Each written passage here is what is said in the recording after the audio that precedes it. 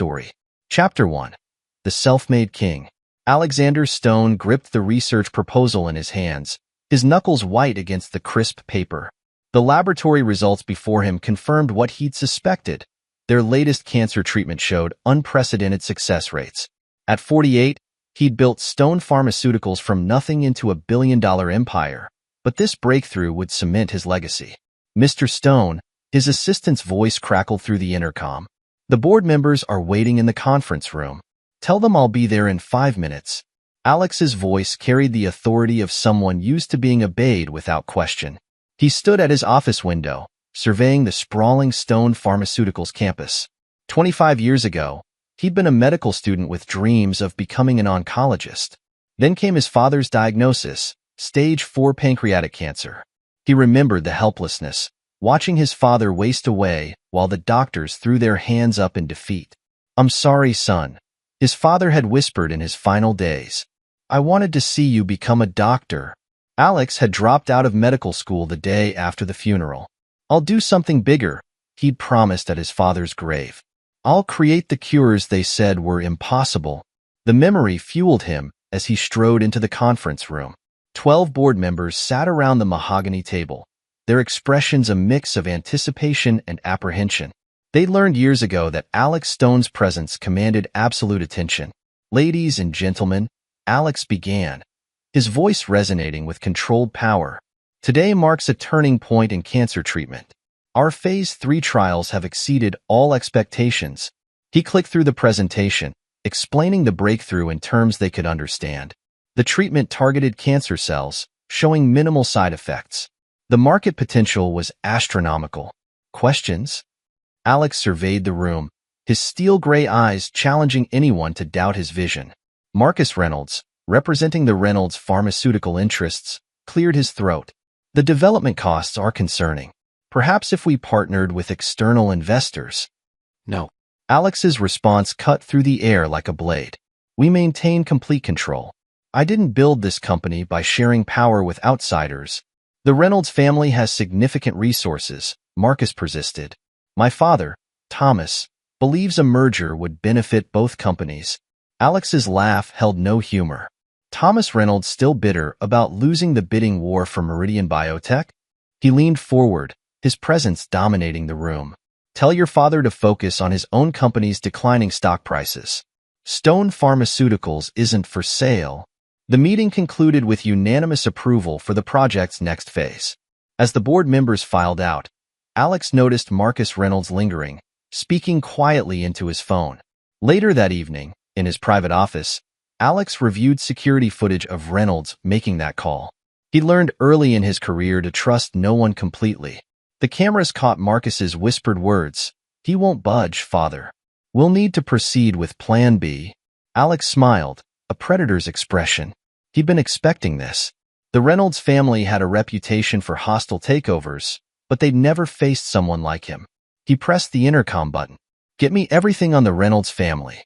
Personal histories, financial records, everything." "Already compiled, sir," his security chief responded, "including some interesting offshore accounts Thomas Reynolds would prefer remained hidden." "Good. And the surveillance on their board members?"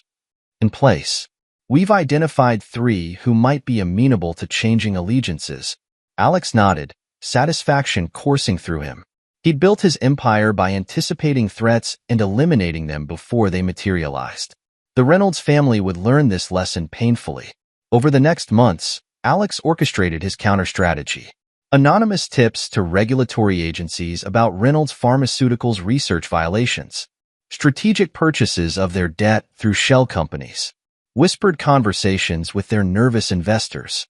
Thomas Reynolds' empire began crumbling piece by piece. The final blow came when Alex revealed evidence of Thomas's involvement in illegal drug trials in developing countries. The scandal devastated Reynolds Pharmaceuticals' stock price. "You're a monster," Thomas Reynolds spat during their final confrontation in Alex's office. "You've destroyed everything my family built." Alex remained seated, projecting calm authority. "You tried to take what's mine. I simply returned the favor." He pushed a document across his desk. "Sign the merger agreement. Your research division has value." I'm offering you a chance to salvage something. I'll never sign. You will. Alex pressed play on his computer, showing footage of Thomas's son Marcus accepting bribes from competitor companies. Unless you want Marcus to spend the next decade in federal prison, Thomas's hands shook as he signed the papers. Within a year, he died in what appeared to be a sailing accident. Alex attended the funeral, expressing appropriate condolences to the Reynolds family while scanning their faces for signs of future threats. That evening, he sat in his study, sipping 30-year-old scotch. A news alert flashed on his phone. The FDA had fast-tracked approval for Stone Pharmaceuticals' latest cancer treatment. His father's photo watched him from the desk. "I did it, Dad," he murmured. "I changed the game." His intercom buzzed. "Dr. Rebecca Taylor has arrived for your meeting, sir." Alex straightened his tie, reviewing the file on his desk. Rebecca Taylor, brilliant biochemist, groundbreaking research in cellular regeneration. Her work could accelerate his company's progress significantly. "Send her in." Rebecca Taylor entered with confident grace, her intelligence evident in her sharp green eyes. "Mr. Stone, thank you for meeting with me. Dr. Taylor, your research presentation at the Boston conference was impressive." He gestured to the chair across from him. "Tell me more about your theories on targeted drug delivery systems." As she spoke, passion illuminating her features, Alex found himself genuinely engaged. Here was someone who shared his vision, who understood the potential for revolutionary change in medical science. Their discussion stretched from minutes to hours.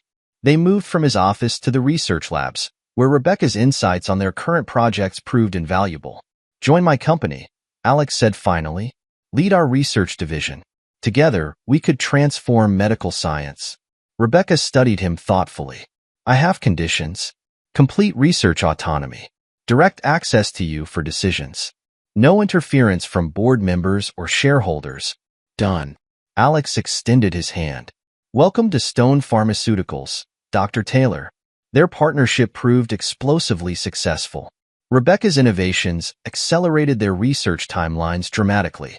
Alex found himself spending more time in the labs, their conversations extending beyond science to personal philosophies and dreams.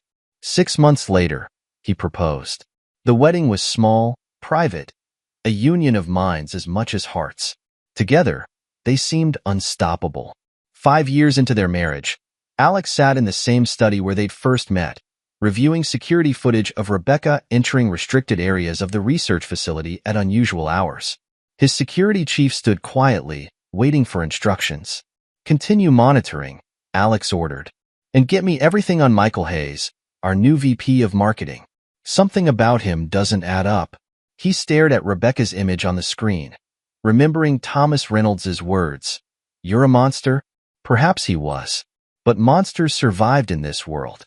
And Alex Stone had not built his empire, had not avenged his father's death and revolutionized cancer treatment by being weak. The scotch burned his throat as he began planning contingencies.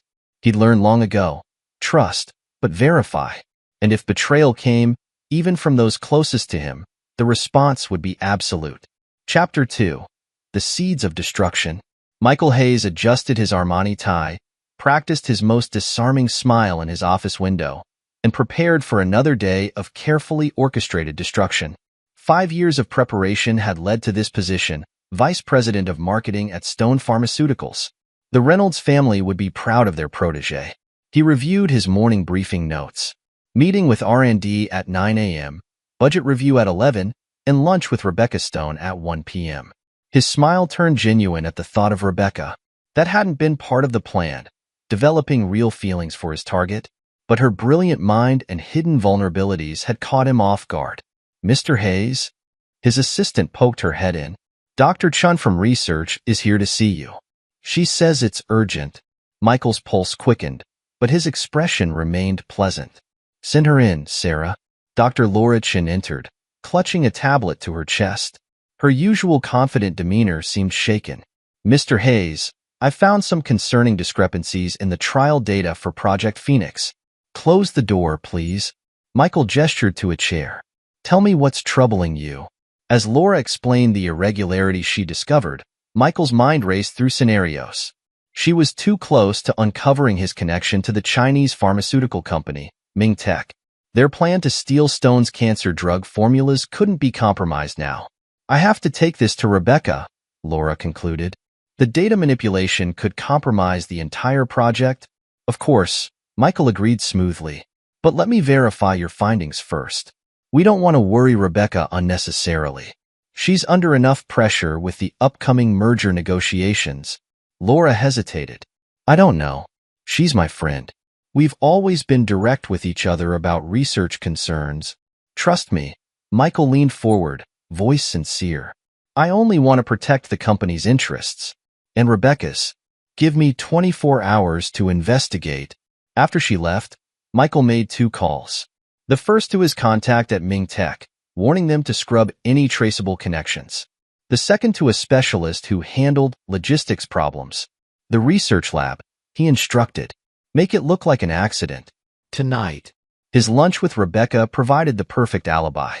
They met at their usual spot, a private room at Le Cirque where they could discuss both business and pleasure without worried about being overheard. You seem tense, Rebecca noted, studying his face with concern. Michael reached across the table, taking her hand. Just merger stress. The board's pushing for faster results. Alex is impossible during negotiations, she sighed. He trusts no one completely. Smart man. Michael squeezed her hand. In this industry, trust is a luxury few can afford. Rebecca's eyes clouded. Sometimes I wonder if he ever really trusted me. Even after all these years, he keeps parts of himself locked away. You deserve better. Michael's voice carried just the right note of protective concern. Someone who appreciates all you've given to the company. Their conversation drifted to safer topics, research progress, market projections, her children's academic achievements. Michael played his role perfectly, the supportive friend slowly becoming something more. That evening, the news of Laura Chin's tragic accident spread through Stone Pharmaceuticals. A chemical spill, a slipped hazmat mask, a terrible laboratory mishap that could happen to anyone. Michael watched Rebecca's reaction carefully as she received the news. Her face paled, hands trembling as she gripped her phone. I have to go to the lab, she whispered. I'll drive you, he offered, playing the concerned friend. You shouldn't be alone right now. At the lab, Rebecca moved through the investigation in a daze. Michael stayed close, supportive but professional in front of others. His presence seemed to steady her. Later, in her private office, she finally broke down. Laura was going to show me something important today. She said there were irregularities in the data. HH. Michael drew her into his arms. Don't torture yourself with what-ifs. These things happen in research. We'll honor her memory by continuing her work. Rebecca pulled back slightly, conflict clear in her eyes. This isn't appropriate. I'm married to a man who treats you like another asset in his portfolio. Michael kept his voice gentle. When was the last time Alex asked about your feelings, your dreams? When did he last look at you the way I'm looking at you now? The kiss, when it came, felt like victory. But underneath his triumph, Michael felt an unexpected pang. Part of him wished the emotion in that kiss was purely strategic. Weeks passed, and their relationship deepened. Michael orchestrated each step carefully, private meetings disguised as marketing reviews, subtle touches during presentations, late-night calls to discuss urgent business matters. Rebecca's enthusiasm for their secret romance both thrilled and unsettled him. She took risks he hadn't expected, driven by years of emotional neglect in her marriage. It made her vulnerable, easier to manipulate, but also more dangerous to his plan. During one of their clandestine meetings, she surprised him with a proposal. We could take control of the company, she whispered. After the merger, with my shares and the right board support. Michael concealed his shock. He'd planned to suggest something similar, but hearing it from her first was unexpected. It's risky, he said carefully. Alex isn't someone who forgives betrayal. He betrayed me first. Rebecca's voice hardened. Years of treating me like a glorified employee, monitoring my movements, keeping secrets. I built this company with him. I deserve my share of power. Michael pulled her close, mind racing with new possibilities. We'll need to be careful. Strategic. One wrong move, and we'll lose everything. I trust you, she murmured against his chest. He stroked her hair, thinking of the encrypted messages waiting on his phone. Updates from Ming Tech, instructions from the Reynolds family's representatives, reports from his network of informants within Stone Pharmaceuticals. Trust, he reflected, was indeed a luxury in their world, one that Rebecca Stone could no longer afford. Chapter 3. The Web of Deceit. James Stone slouched in his father's leather chair, feet propped on the antique desk, scrolling through his phone. At 25, he looked strikingly like a younger version of his father. Same steel-gray eyes, same commanding presence. But where Alex Stone carried himself with disciplined authority, James exuded casual arrogance. The family group chat notification made him pause. His sisters, Catherine and Michelle, were typically careful about discussing anything sensitive in writing. But the message that popped up froze the blood in his veins. Mom's boyfriend hired the hitman. After Dad signs the merger papers tomorrow, it'll look like a random shooting. Split the $20 million 4 ways. Jesus Christ, Cat, he muttered, screenshotting the message before it could be deleted. His hands shook slightly as he poured himself a drink from his father's private stock. The office door opened, and Catherine strode in, her so-in-waiting persona firmly in place. At 30, she'd masterfully crafted her image as the perfect corporate successor. Sharp suits, calculated charm, and a streak of ruthlessness that made board members nervous. "Why are you in Dad's office?" she demanded. James held up his phone. "Care to explain this?" Catherine's composed expression cracked for a moment. "You weren't supposed to see that. How did you get on that chat?" "I have my ways." James stood, using his height advantage to loom over his sister. "You're planning to murder our father." "Planning?" Catherine laughed bitterly. "The plan's been in motion for months. Michael's been working on this since before he even met Mom." "Michael Hayes? The marketing guy?" James recalled the smooth-talking VP who joined the company last year. "He's Mom's boyfriend? God, you're slow." Catherine perched on the desk. "Haven't you noticed how Mom's been different? Happier? Michael gave her something Dad never could. Appreciation, freedom, love without conditions. And you're okay with him killing Dad?" James's voice rose. "After everything he's built for us?" "Built for us?" Catherine's laugh turned harsh. "He built this empire for himself. Remember when he blocked my promotion to COO? You're not ready, Catherine. You need more experience." Meanwhile, he hired that outsider Phillips, who ran 3 divisions into the ground. James watched his sister's composure crack further, years of resentment spilling out. "You're still bitter about that?" "Bitter?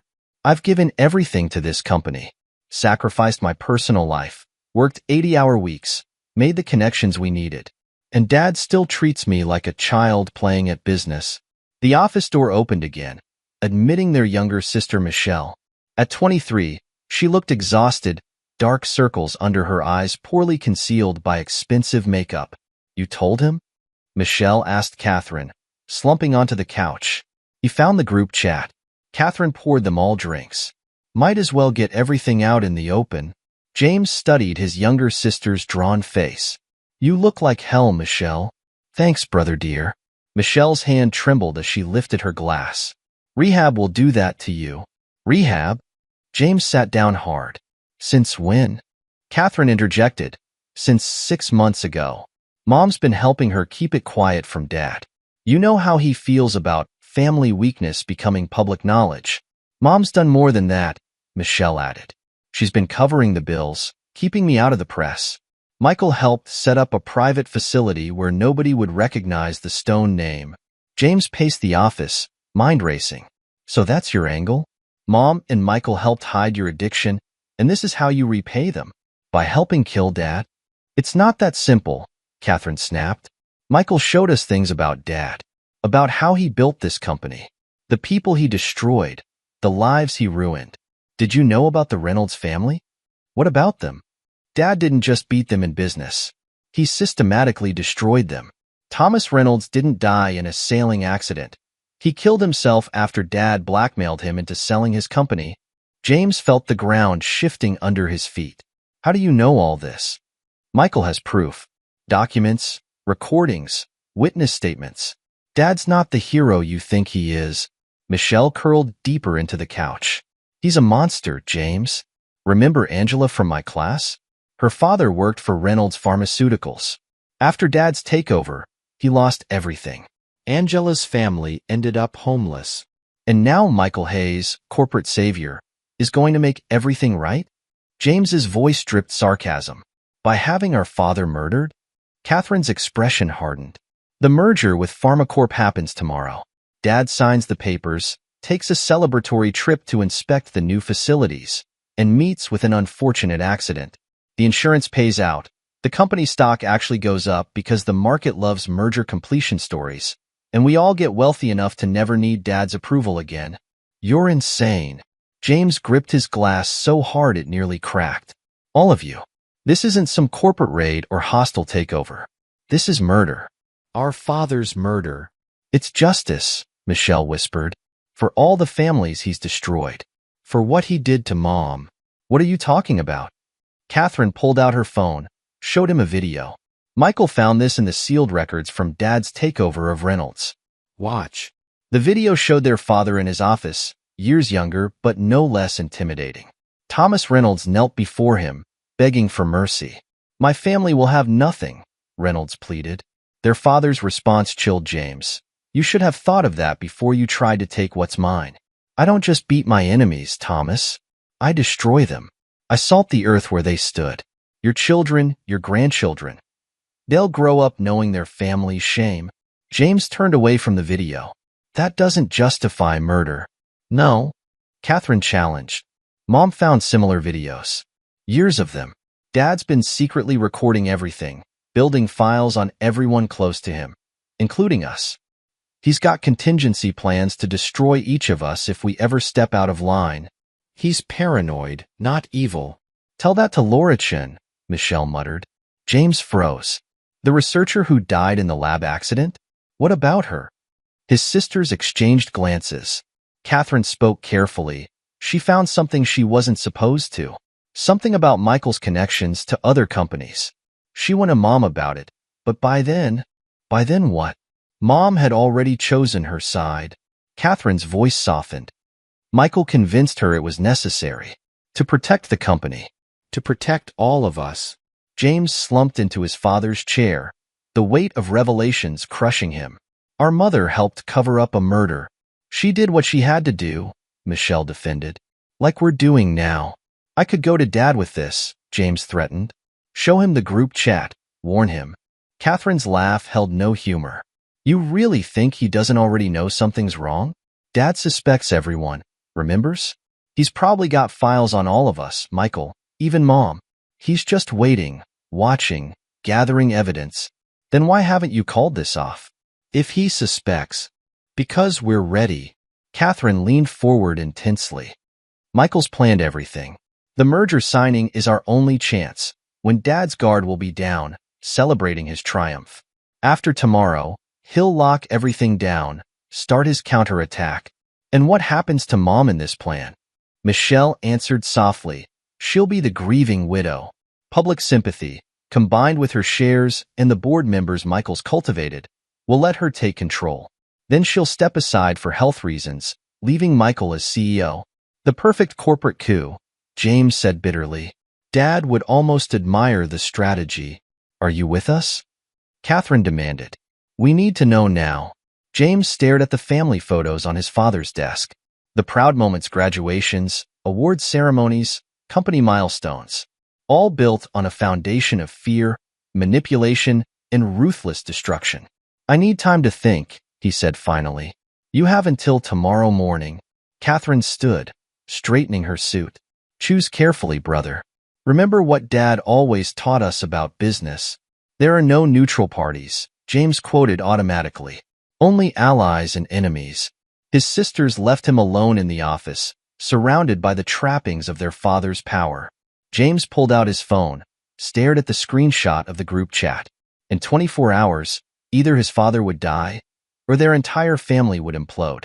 He poured another drink, remembering all the times he'd watched his father destroy enemies, consolidate power, demand absolute loyalty. The lessons he'd absorbed about strength, weakness, and the price of betrayal. What would you do, Dad?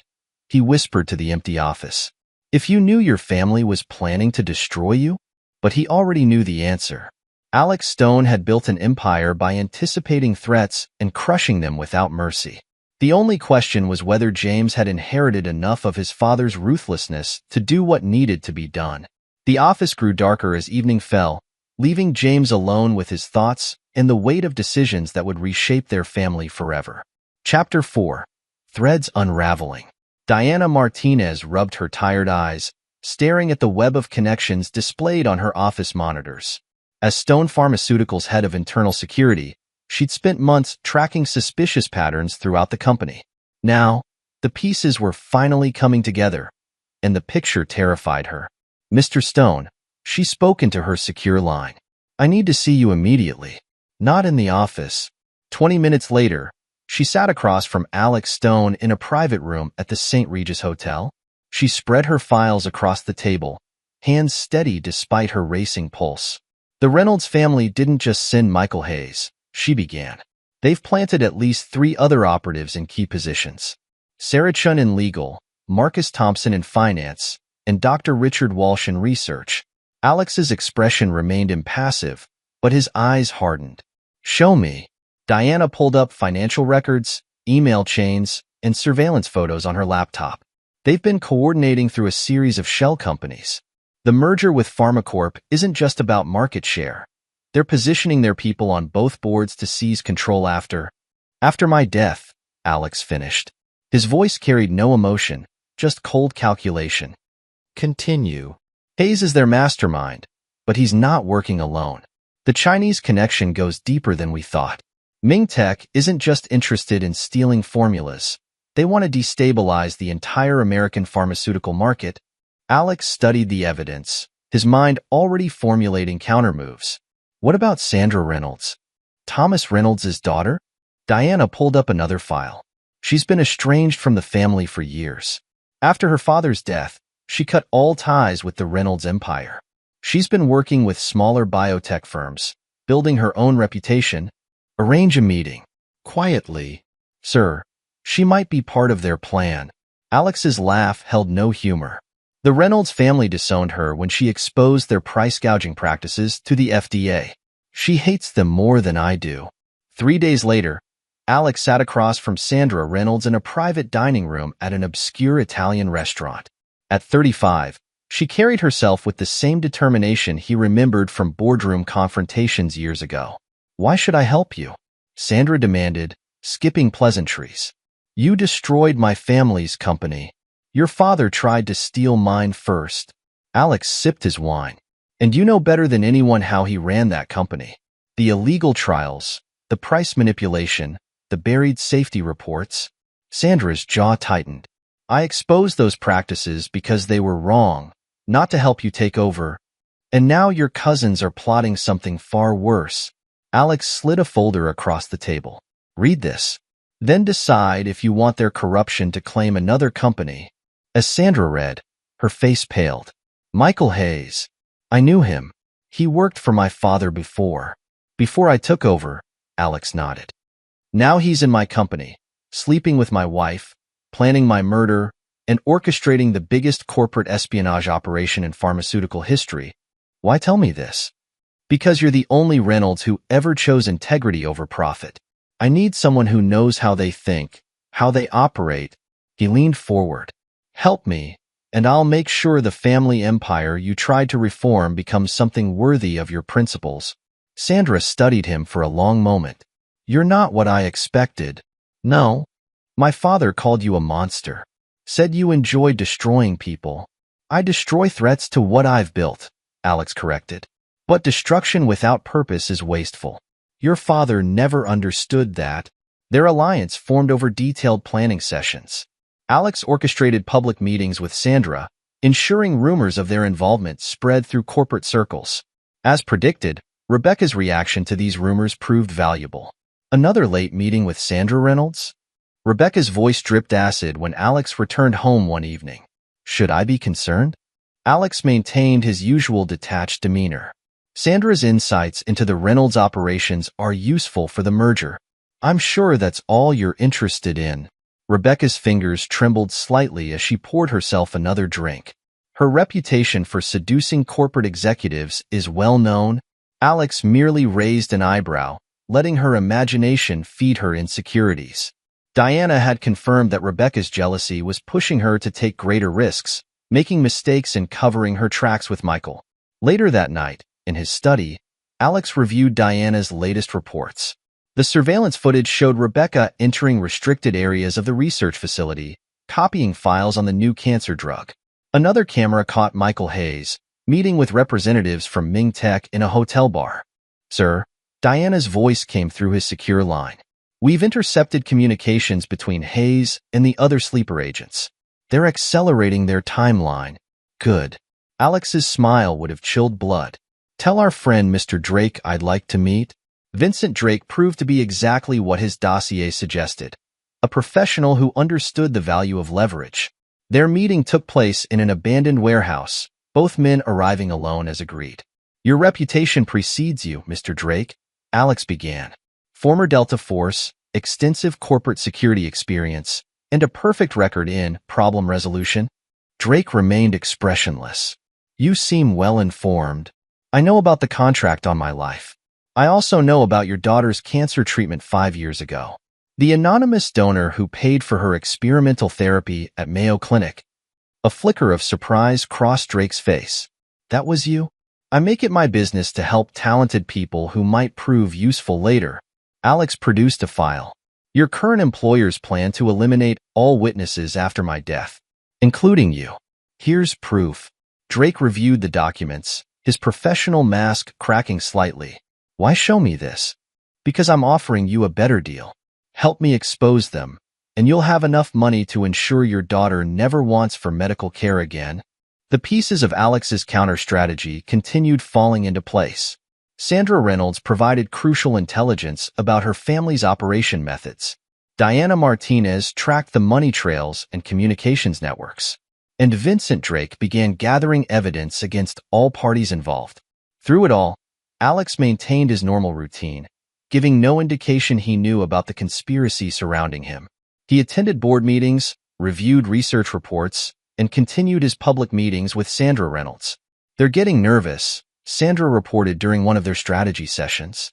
Michael Hayes has been contacting old family allies, trying to shore up support. Let them worry, Alex replied. Fear makes people sloppy. The true scope of the conspiracy proved even larger than Diana initially discovered. The Reynolds family had spent years placing operatives throughout the pharmaceutical industry, building toward a massive market manipulation scheme. The murder is just the beginning, Diana explained, showing Alex new evidence. Once you're dead, they'll use the chaos to seize control of multiple companies.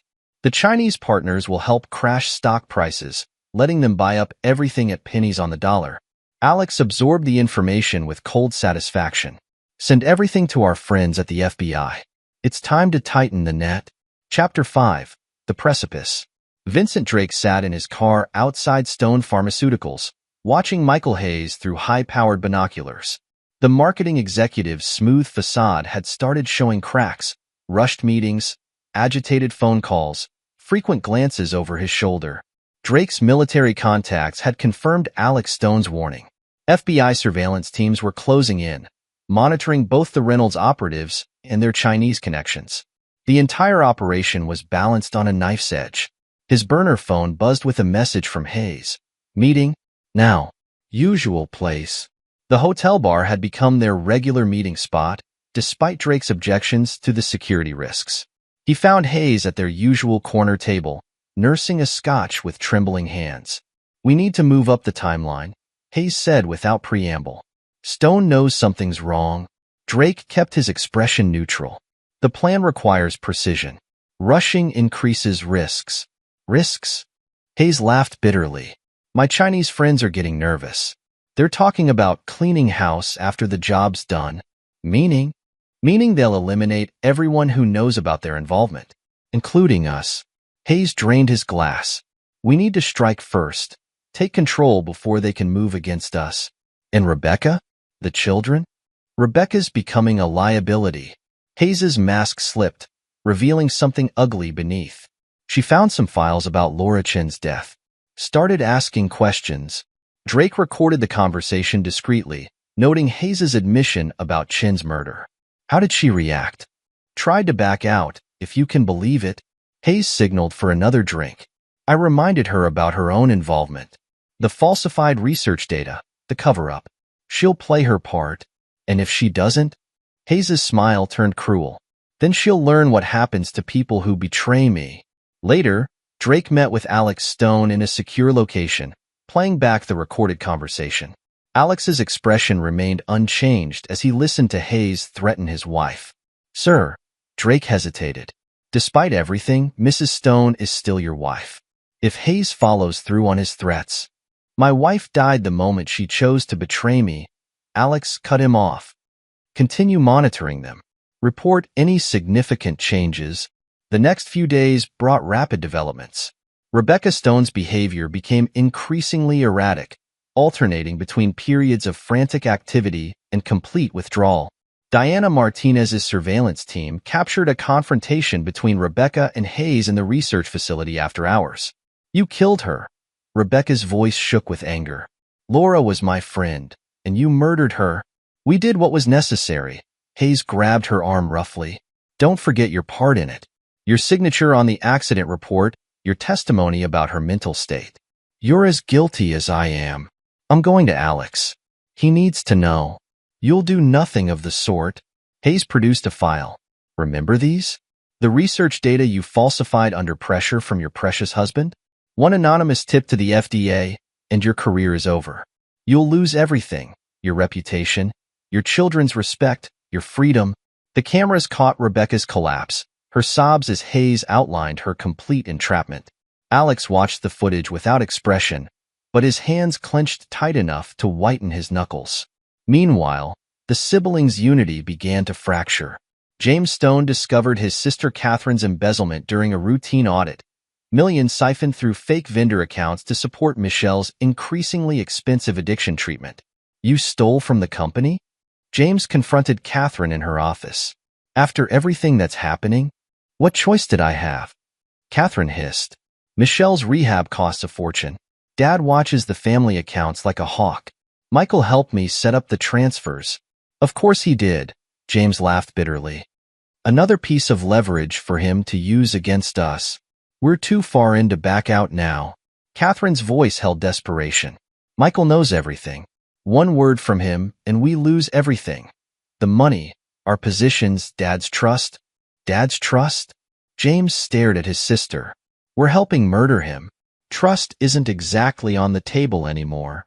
Diana's team recorded the entire conversation, adding it to the growing mountain of evidence. Alex reviewed everything meticulously, building an airtight case against everyone involved in the conspiracy. The FBI is ready to move, Diana reported. They have enough to arrest Hayes and the other Reynolds operatives. But the children. My children made their choice. Alex's voice could have frozen fire. They'll face the consequences like everyone else. The situation reached a breaking point when Hayes discovered Diana's investigation. His mask of sophisticated charm vanished completely, replaced by the calculated sociopath beneath. Security cameras caught him confronting Rebecca in their secret meeting spot, his violence no longer concealed. Your husband's security chief has been watching us. What did you tell her? Nothing. I swear. Rebecca's fear was evident. I don't know anything about an investigation. Hayes slammed his fist into the wall beside her head. If you're lying to me, please, Rebecca begged. I've done everything you asked. I'll convince the children to stick to the plan. Just, please don't hurt them. Drake reported the incident to Alex immediately. Sir, Hayes is unraveling. He's becoming dangerous. Good. Alex's smile held no warmth. Let him show his true face. It makes our next moves much simpler. The pieces were set. The evidence was overwhelming. Alex Stone had built his counterstrike with the same ruthless precision that made him a pharmaceutical titan. Now, he only needed to wait for his enemies to spring the trap themselves. Chapter 6. The Descent. Michael Hayes paced his luxury penthouse, phone pressed to his ear, listening to his Chinese contacts' increasingly frantic warnings. FBI surveillance teams had been spotted near Ming Tech's shell companies. Key accounts were being frozen. The carefully constructed house of cards was beginning to sway. "Control your people," he snapped into the phone. "Stone dies tomorrow after the merger signing. Everything else proceeds as planned. Our sources say he's been meeting with Sandra Reynolds," the Chinese executive replied. "If he suspects..." "He suspects nothing," Hayes interrupted. "The old man's too arrogant to imagine his perfect wife would betray him. Sandra Reynolds is a desperate attempt to make his wife jealous, nothing more." After hanging up, Hayes reviewed the security footage from his private cameras in Rebecca's office. She sat at her desk, staring blankly at her computer screen, a shadow of the brilliant scientist she'd once been. His manipulation had broken something essential in her, a necessary sacrifice for the greater plan. The intercom buzzed. "Mr. Hayes? Mrs. Stone is here to see you." Hayes straightened his tie, adjusted his expression to one of concerned affection. "Send her in." Rebecca entered, her designer outfit unable to hide her exhaustion. "The children are wavering. James, I think he's having second thoughts." "That's unfortunate." Hayes guided her to the couch, his touch possessive. "Perhaps it's time to remind him what's at stake. Those addiction treatment records for Michelle could devastate her career if they became public. You promised not to hurt them." Rebecca's voice quavered. "And I won't. As long as everyone plays their part." Hayes gripped her shoulder hard enough to make her wince. "The merger signing is tomorrow. After that, everything changes. You'll be free of Alex. The children will have their inheritance, and we can finally be together openly." Rebecca's laugh held an edge of hysteria. "Together? Do you think I don't know what you are now? What you made me become?" Hayes's charming mask slipped. "What I made you become. You were already broken, Rebecca. A brilliant mind shackled to a man who saw you as nothing but an asset. I simply showed you another path. By murdering my best friend? By blackmailing my children? Laura Chun was a regrettable necessity." Hayes's voice turned cold. "She would have ruined everything. You understood that when you signed the accident report." Tears slid down Rebecca's cheeks. "I trusted you. Trust is a weapon, my dear. Your husband taught me that." Hayes pulled her roughly against him. "Now, you're going to call James. Remind him what happens to addicts with criminal records in the corporate world. Make sure he understands his role tomorrow." Unknown to both, Alex Stone watched the entire scene through Hayes's own surveillance system. Diana Martinez had hacked the Penthouse security network weeks ago, providing a front-row seat to Hayes's unraveling. "The children need to see this," Diana suggested, watching Hayes's mask crumble on the monitors. No. Alex's refusal was immediate. They chose their side. Let them live with the consequences. The security footage showed Hayes's growing instability over the following hours. He made frantic calls to his Chinese contacts, berated his conspirators, and drank heavily between bouts of paranoid pacing. Vincent Drake's reports confirmed the deterioration. He's ordering the hit team to move immediately after the merger signing. No waiting period, no careful exit strategy. Perfect. Alex reviewed the final preparations. Contact our FBI friends. Tomorrow morning, everything ends. The last pieces of evidence arrived that evening, recordings of Hayes's conversations with the Chinese executives, proof of his involvement in Laura Chen's murder, documentation of the Reynolds family's corporate espionage network. Diana Martinez organized everything for maximum impact. "The FBI raid is scheduled for 10 a.m., she confirmed. "Right after Hayes thinks he's won." Alex nodded, satisfaction flickering in his steel-gray eyes. He'd built his empire by anticipating threats and crushing them absolutely. Tomorrow would prove no different. Later that night, alone in his study, Alex reviewed the security footage from Rebecca's private office. She sat in darkness, typing frantically on her computer. Diana's team had intercepted her desperate emails to her children. "My darlings," she wrote, "there's something you need to know about Michael. About what really happened to Laura Chun. We've done terrible things, made unforgivable mistakes. Tomorrow's plan. We need to stop it before." The footage showed her deletion of the draft. Minutes later, Michael Hayes burst into her office. "What are you doing?" His voice carried none of its usual charm. Working late, Rebecca's attempt at casual dismissal failed badly. The merger paperwork. Don't lie to me. Hayes gripped her desk, looming over her. Your computer activity is monitored. You tried to warn them. They're my children. They're conspirators, Hayes snarled. Just like you. Do you think they'll thank you for exposing everything? Do you think they'll forgive you for Laura's death once they know your role in it? Rebecca's shoulders slumped in defeat. What do you want? Sign these. Hayes produced legal documents. Power of attorney. For your protection, of course. The coming days will be stressful. You want control of my shares. Rebecca's laugh sounded broken. That was always the plan, wasn't it? Use me to get to Alex, then take everything. Sign. Hayes's voice left no room for argument. Or Michelle's rehab records go public tomorrow. Catherine's embezzlement gets reported to the SEC. And James, well, hiding evidence of a murder conspiracy is a serious crime. Alex watched his wife's hands shake as she signed away her power. The woman he'd married, brilliant, passionate, driven, had been reduced to this hollow shell by Hayes's manipulation. Diana's voice came through his secure line. Sir, the FBI teams are in position for tomorrow. Drake has confirmed the hit team's location. Are we proceeding as planned? Yes. Alex closed the footage window. Make sure Sandra Reynolds is ready for her part. And Diana, record everything tomorrow. I want them to see their own destruction in high definition. Across town, Vincent Drake conducted his final reconnaissance. The hit team Hayes had hired was professional, ex-military, extensive experience, perfect operational record.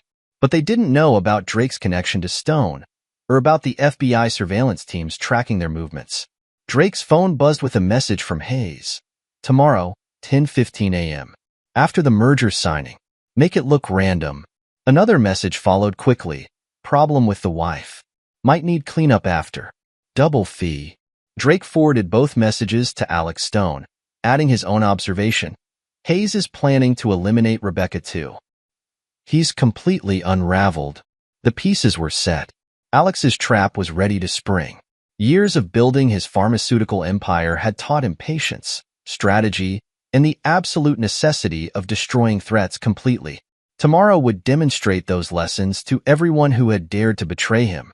In her mansion bedroom, Rebecca Stone stared at old photos, her wedding day, family vacations, scientific awards ceremonies. The brilliant life she'd built, now corrupted beyond recognition. She lifted a glass of wine with trembling hands, unaware of the security cameras recording her despair. Across the city, her children faced their own demons. Catherine worked late, desperately trying to hide evidence of her embezzlement. Michelle fought withdrawal symptoms in her luxury rehab facility. And James sat in his father's study, the weight of impossible choices crushing him. The night stretched toward dawn, each conspirator trapped in their own private hell, unaware that Alex Stone had orchestrated their collective downfall with the same ruthless precision he'd used to build his empire. Tomorrow would bring their reckoning. But tonight, they waited, each alone with their guilt, their fear, and their rapidly unraveling plans. Chapter 7. Checkmate. The morning of the merger signing dawned with Michael Hayes adjusting his tie in his penthouse mirror, rehearsing his victory speech. In 2 hours, Alex Stone would be dead, and Hayes would begin his ascension to pharmaceutical industry kingpin. His phone buzzed, a message from his Chinese contact.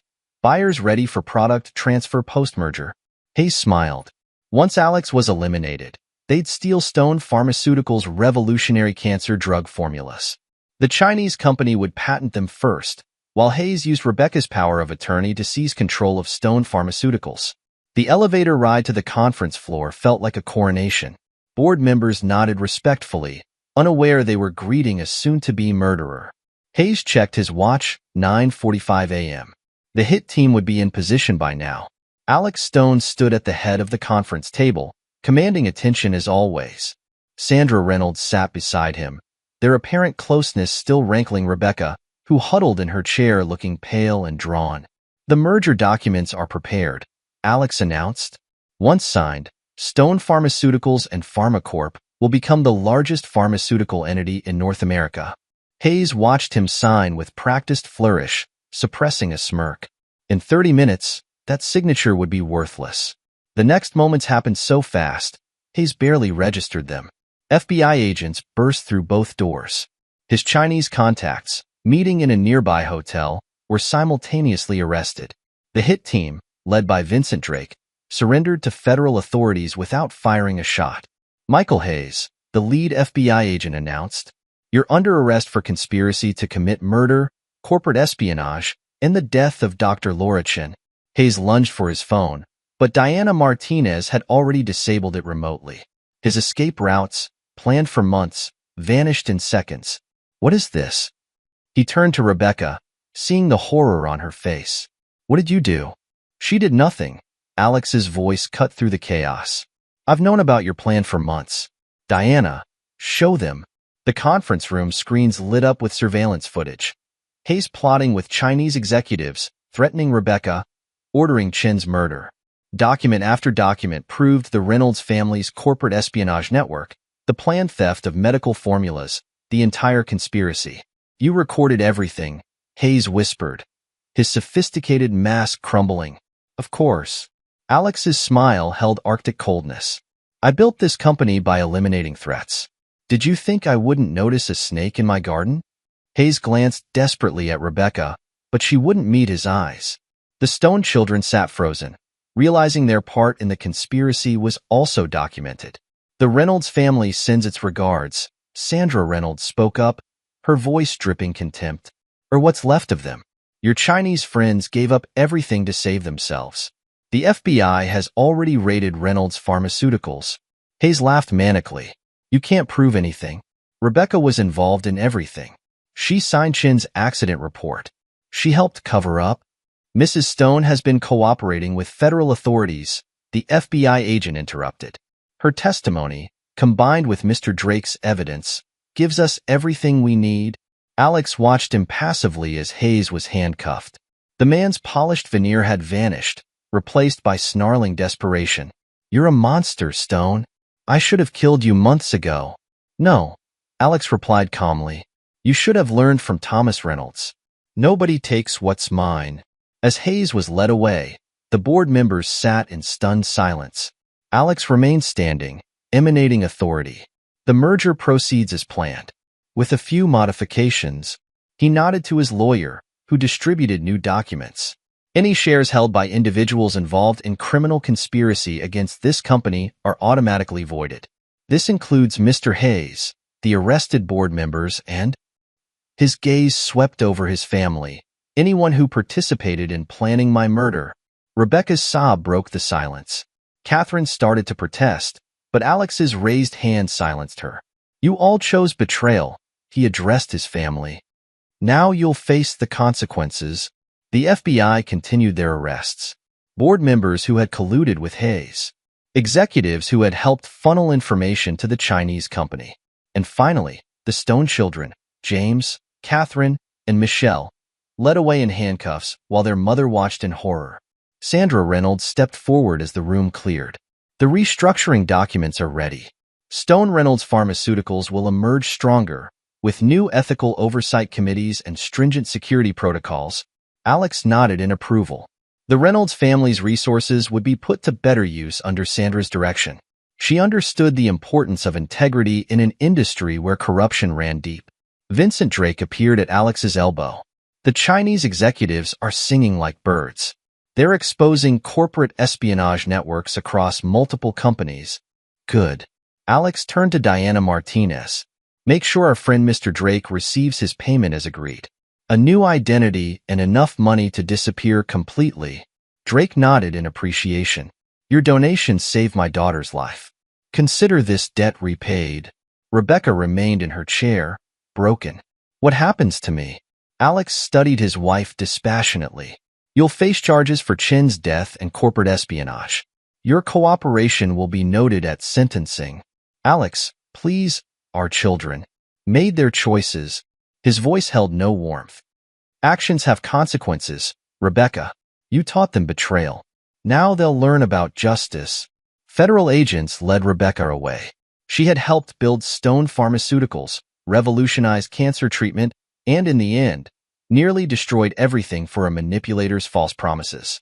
Alex watched the aftermath of his counterstrike with cold satisfaction.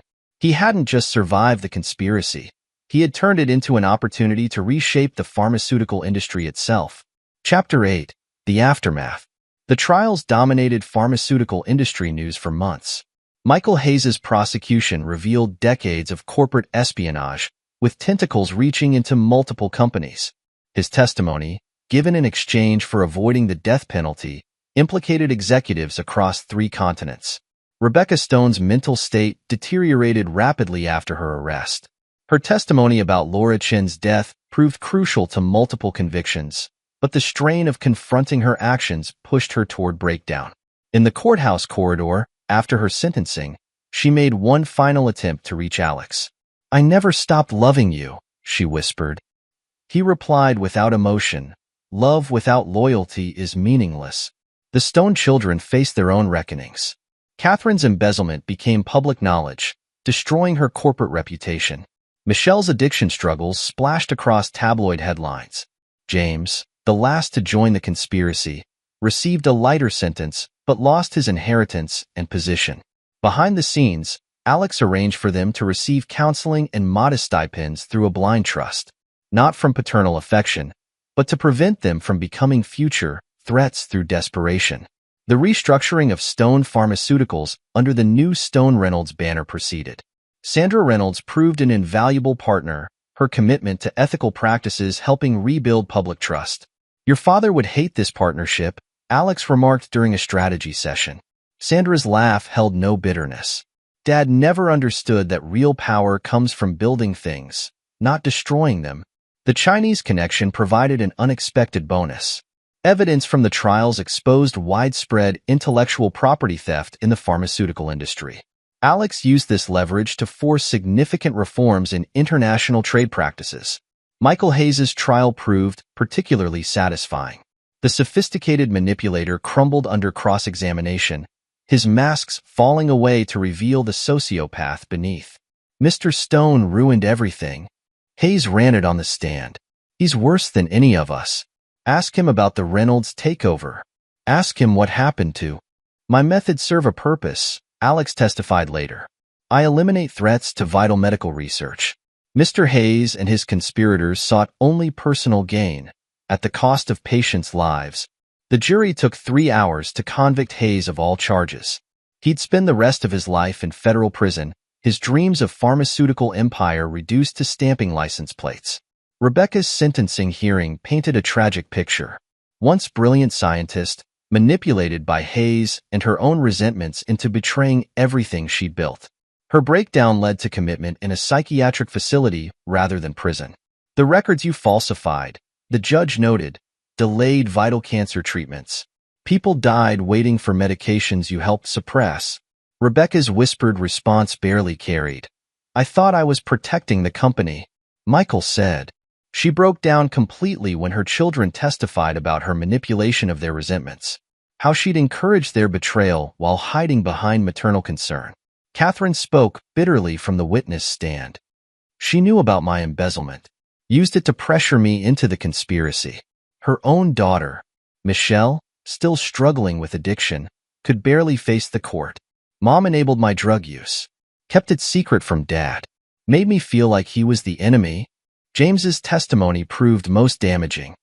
She presented it as protecting the family, said Dad would destroy us like he destroyed the Reynolds. But she was working with Hayes the whole time, helping steal company secrets. The revelations of corporate espionage reshaped the pharmaceutical industry. Shell companies collapsed. Research facilities faced new oversight. Politicians demanded reforms in drug development and pricing. Through it all, Alex Stone emerged as an unlikely champion of industry ethics. His partnership with Sandra Reynolds brought transparency to drug pricing, increased research funding, and established new standards for corporate governance. "You've turned my family's shame into something positive," Sandra remarked during the opening of their new research facility. Alex's response crystallized his philosophy.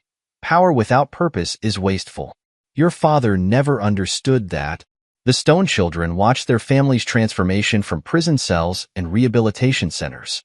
Their fall served as a cautionary tale in business schools, a study in betrayal's consequences. Catherine's cellmate once asked why she'd risked everything. "We thought we were smarter than Dad," she replied. "We never realized he'd sacrificed everything once to build his dream. He'd sacrifice anything to protect it." Michelle, in her therapy sessions, finally confronted her enablers. Mom made it easy to blame Dad. He was distant, focused on work. "We never understood that work meant saving lives." James, serving his shorter sentence, perhaps understood best. "Dad's ruthless because medicine isn't forgiving. Cancer doesn't negotiate. Neither does he." Chapter 9. New Horizons. The transformation of Stone Pharmaceuticals unfolded with strategic brilliance. Alex's donation to Feeding America targeted communities devastated by pharmaceutical price gouging, rebuilding trust while undermining competitors' predatory practices. His rumored trip to Bora Bora proved a perfect misdirect. While industry watchers tracked his supposed vacation, Alex met with international regulators, providing evidence of corporate corruption that forced global reforms. Sandra Reynolds became the public face of their ethical initiatives. Her background made her testimony about industry corruption particularly damning. "My father's company destroyed lives through greed," she told Congress. "Stone Reynolds Pharmaceuticals will save lives through integrity." The Chinese pharmaceutical company's collapse sent shockwaves through international markets. Alex used the chaos to acquire undervalued research facilities, expanding their development capabilities while maintaining strict ethical oversight. In maximum security, Michael Hayes watched his empire of lies crumble. His Chinese partners abandoned him. The Reynolds family disavowed him. His carefully constructed persona dissolved, leaving only a bitter shell ranting about revenge. Rebecca found a strange peace in her secured research facility. Under strict supervision, she returned to the work she'd loved before ambition and resentment corrupted her. Her contributions to cancer research continued, though she would never again control patents or research direction. The Stone children faced their rehabilitation differently. Catherine's business acumen found outlet in teaching other inmates financial literacy. Michelle's recovery inspired her to counsel fellow addicts. James used his legal training to help prisoners understand their rights.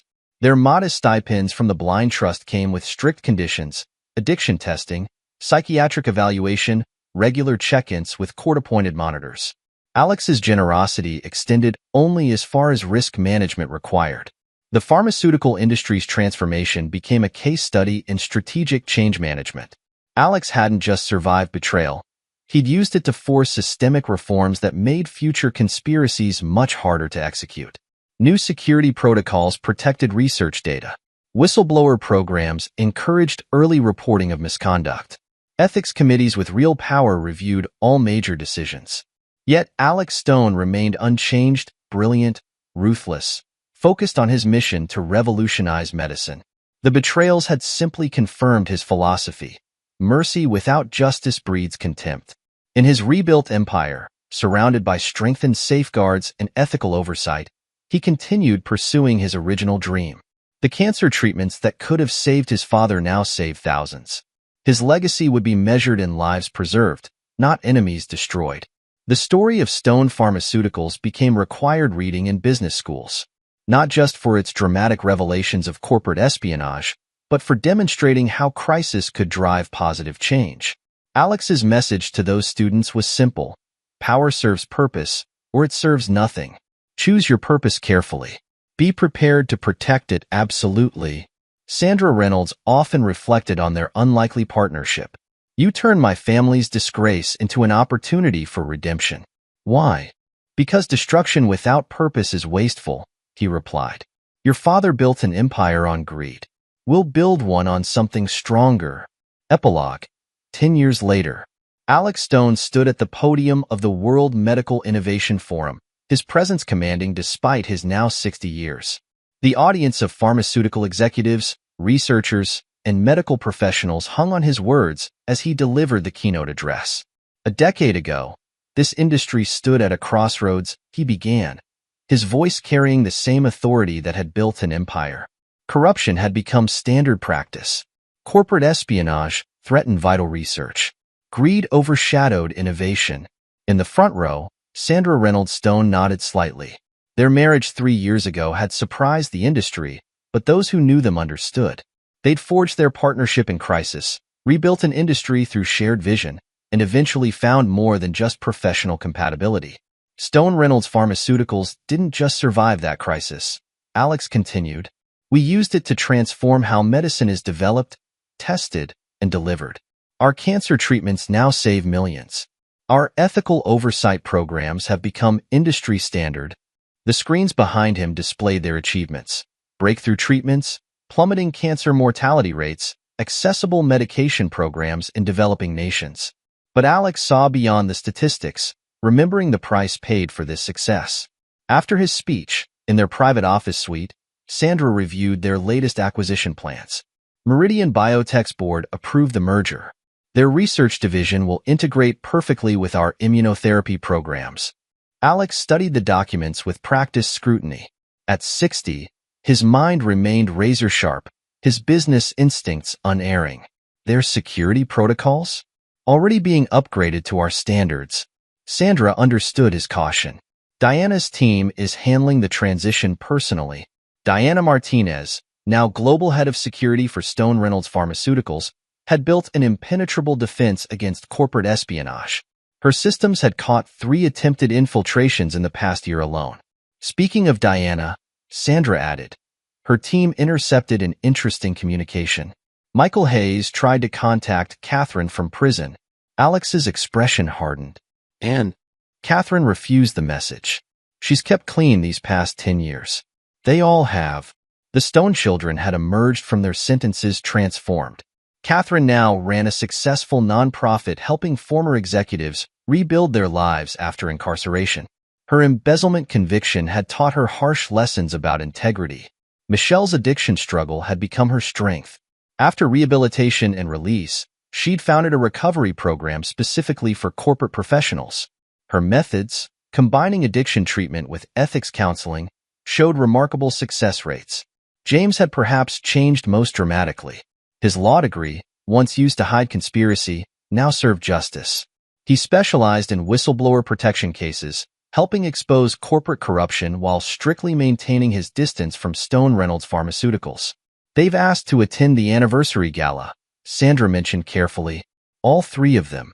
Their probation officers vouch for their rehabilitation. Alex considered this. 10 years had passed since the conspiracy.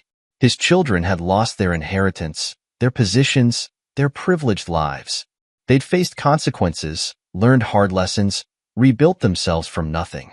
Security protocols remain in place, he decided finally. They can attend as regular guests. No special access, no private meetings. Sandra nodded, understanding both the concession and its limits. Alex Stone had not survived betrayal by becoming careless with trust. Across town, Catherine Stone met with her nonprofit's board of directors. Her corporate suits had been replaced by more modest attire, but she carried herself with new confidence. Earned rather than inherited. Our success rates continue improving, she reported. 87% of our participants maintain employment after release. 92% stay clear of corporate misconduct. Her own experience shaped the program. She understood how power could corrupt, how ethical lapses could seem justified, how betrayal could destroy lives. Her father's ruthless response to conspiracy had taught her the true cost of disloyalty. In her private office later, she reviewed the invitation to Stone Reynolds Pharmaceuticals' 10th anniversary gala. Her hand trembled slightly as she traced the embossed logo. You've changed, her therapist had said in their last session. You understand now what your father was protecting. She did. A decade of working with fallen executives had shown her the difference between building something meaningful and serving pure ambition. Her father's legacy wasn't just about pharmaceutical innovation. It was about protecting vital work from corruption. Across the city, Michelle Stone led a group therapy session at her recovery center. The participants, doctors, lawyers, executives, shared stories of how addiction had driven them to betray their principles. Recovery isn't just about staying clean, she told them. It's about rebuilding integrity, understanding the ripple effects of our choices, recognizing that our actions impact countless lives. Her own story remained powerful testament. the daughter of a pharmaceutical titan, drawn into conspiracy through addiction and manipulation, finding redemption through facing consequences. The center's walls displayed its success metrics, but Michelle measured achievement differently now. Each recovered professional meant fewer patients harmed by impaired judgment, fewer families destroyed by corruption, fewer lives ruined by betrayal. James Stone's law office overlooked the courthouse where he'd been convicted a decade ago. His legal practice specialized in a unique intersection, helping corporate whistleblowers navigate both legal and ethical challenges. Exposing corruption has consequences, he explained to a potential client. I learned that personally. But protecting integrity matters more than power or profit. His father's words, once resented, now guided his practice. Power serves purpose or it serves nothing. A decade of defending whistleblowers had shown him the courage required to stand against corporate corruption. He'd learned to respect the brutal efficiency with which his father had eliminated threats to vital medical research. In maximum security prison, Michael Hayes had aged badly. His sophisticated charm had degraded into bitter paranoia. He spent hours writing elaborate revenge fantasies that never left his cell. His last appeal had been denied 3 months ago. The evidence Alex Stone had gathered proved unshakable. Hayes's empire of manipulation had crumbled into dust, leaving him with nothing but time to contemplate his failures. Rebecca Stone's story had taken a different path. In the secure research facility where she continued her work, she had found a kind of peace. Her brilliant mind, freed from ambition's corruption, focused solely on the science she'd once loved. She would never again control research direction or hold patents, but her contributions to cancer treatment, carefully supervised and verified, had helped advance the field. In an ironic way, she'd returned to her original purpose, using her knowledge to save lives. Vincent Drake, living under his new identity, had invested his payment wisely. His daughter had recovered completely, graduated medical school, and now worked in pediatric oncology. He watched her success from a careful distance, his past life sealed away like the evidence he'd gathered against Hayes's conspiracy. Sandra moved to close their private office blinds, but Alex stopped her. Leave them open. Let them see. She understood. Transparency had become their hallmark. Stone Reynolds Pharmaceuticals operated in full light, its ethical standards setting industry benchmarks. The Chinese pharmaceutical market is reopening, she noted. Their new regulations mirror our compliance standards. Alex nodded in satisfaction. The industry's transformation had spread globally. Corporate espionage had become far more difficult. Research protection protocols had evolved. Ethics oversight had real power.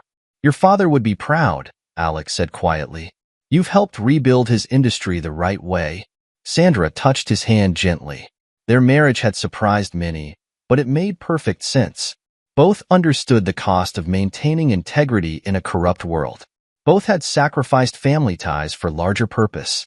The Stone children's request for reconciliation remained a complex issue. They had rebuilt their lives, maintained clean records, contributed positively to society. But Alex Stone had not survived betrayal by forgetting its lessons. They've learned, Sandra observed. Changed. Grown. Yes. Alex reviewed their latest reports. Catherine's nonprofit showed excellent results. Michelle's recovery program had saved many lives. James's legal work protected vital corporate reforms. But Sandra knew her husband's mind. Trust, once broken, carries permanent consequences. Alex closed the reports. They've accepted that. It's part of why they've succeeded in their new lives. Their marriage worked because Sandra understood this fundamental truth about Alex Stone. His ruthlessness served purpose. His unwillingness to forgive betrayal protected vital work. Love without loyalty meant nothing to him. Diana Martinez entered with their updated security briefing. A decade had turned her into an industry legend. Corporate security experts studied her methods. Her protective systems had never been breached. Hayes tried reaching out to former contacts again, she reported. Chinese intelligence intercepted the communications. They're honoring our information-sharing protocols. Alex nodded in approval. The conspiracy that had nearly destroyed his company had led to stronger safeguards, better international cooperation, more robust industry oversight. The Gala security plans are finalized, Diana continued. The Stone children will have standard guest access. Monitored, but not obvious. Their rehabilitations appear genuine, Sandra noted. Appear? Diana raised an eyebrow. Trust requires verification, Alex replied. They understand that now. It's why they've stayed clean, built new lives, accepted boundaries. The sun set behind the Stone Reynolds Pharmaceuticals Tower, its shadow touching the medical research campus below. In labs throughout the complex, scientists worked on new treatments, protected by layers of security, supported by ethical oversight, driven by pure medical purpose. Alex Stone had sacrificed everything to protect this work. Family ties, emotional comfort, the luxury of unconditional trust. The conspiracy had simply proven what he'd always known. Power required protection, integrity demanded vigilance, and betrayal could never go unanswered. A decade later, his choices had transformed an industry. Stone Reynolds Pharmaceuticals had become more than a company. It was a model for ethical business practice, a standard for corporate integrity, a force for genuine medical progress. The price had been high. Family bonds broken. Trust permanently altered. Relationships redefined by harsh lessons about loyalty and consequences. But Alex Stone had never wavered from his purpose. His father's death from untreatable cancer had driven him to revolutionize medicine. He'd built an empire to serve that mission, and he'd protected it with whatever ruthlessness necessity demanded. The annual research budget proposal is ready for review. Sandra pulled up the documents. The cancer immunotherapy program shows particular promise. Alex studied the projections with familiar intensity. A decade older but unchanged in essential ways. Brilliant, focused, uncompromising with anything that threatened the work. The Stone children would attend the gala, see the empire they'd once tried to steal now transformed into something greater. Their presence would remind everyone of betrayal's cost, of power's purpose, of integrity's paramount importance. And Alex Stone, who had sacrificed everything to build and protect this work, would continue forward, unchanged, uncompromising, serving the purpose that had driven him since watching his father die, making the impossible cures possible, no matter the personal cost. The story of Stone Reynolds Pharmaceuticals had become legend in corporate circles, not just for its dramatic exposé of corruption or its ruthless response to betrayal, but for proving that integrity could be profitable, that purpose could drive power, that true legacy came from protecting vital work. Shall we review the new research proposals? Sandra asked. Alex nodded, turning to the future he'd protected at such cost. The work continued. The purpose remained, and the lessons of betrayal would never be forgotten. This is where our story comes to an end. Share your thoughts in the comments section. Thanks for your time. If you enjoy this story, please subscribe to this channel. Click on the video you see on the screen, and I will see you there.